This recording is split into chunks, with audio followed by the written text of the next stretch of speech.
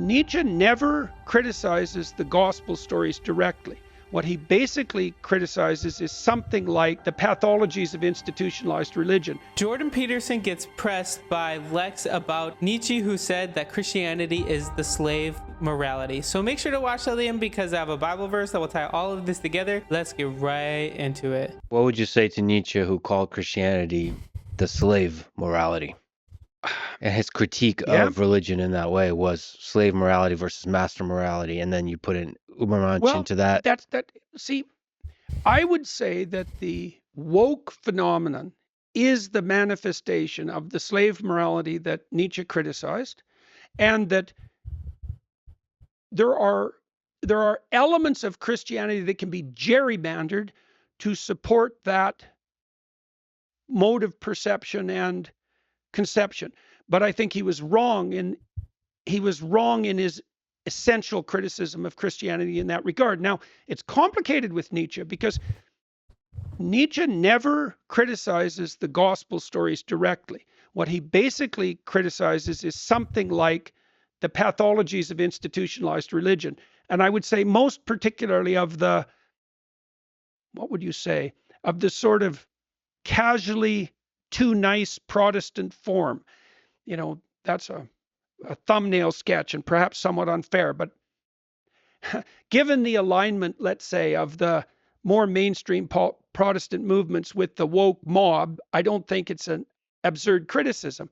And it's something like the degeneration of Christianity into the notion that good and harmless are the same thing, or good and empathic are the same thing, which is simply not true and far too simplified. And I also think Nietzsche was extremely wrong in his presumption that human beings should take it to themselves to construct their own values. I think he made a colossal error in that presumption. And that is the idea of the Ubermensch, that the great individual, the best of us, should create our own values. Well, and I think the reason that he was wrong about that is that, so when God gives instructions to Adam and Eve in the Garden of Eden, he basically tells them that they can do anything they want in the walled garden. So that's the kind of balance between order and nature that makes up the human environment.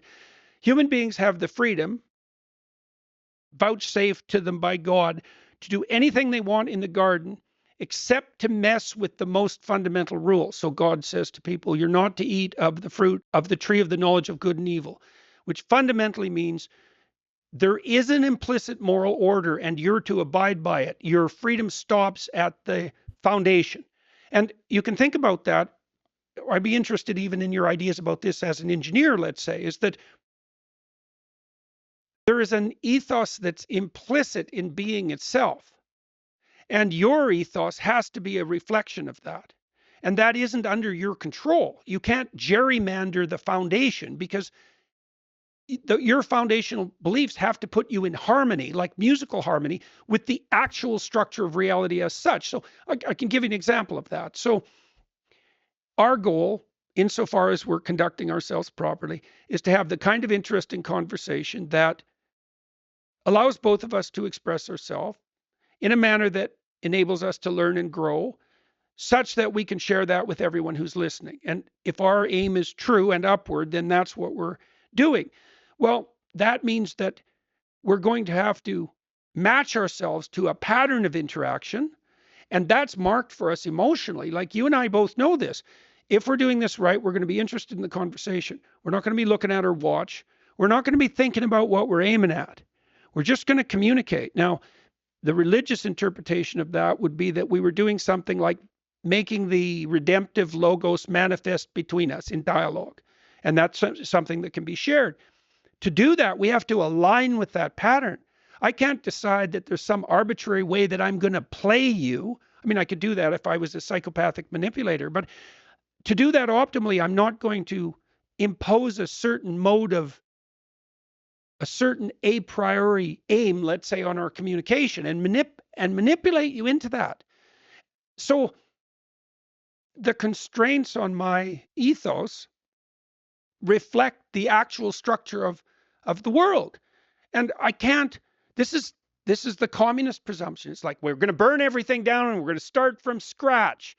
And we've got these axiomatic presumptions, and we're going to put them into place, and we're going to socialize people so they now think and live like communists from day one. And human beings are infinitely malleable.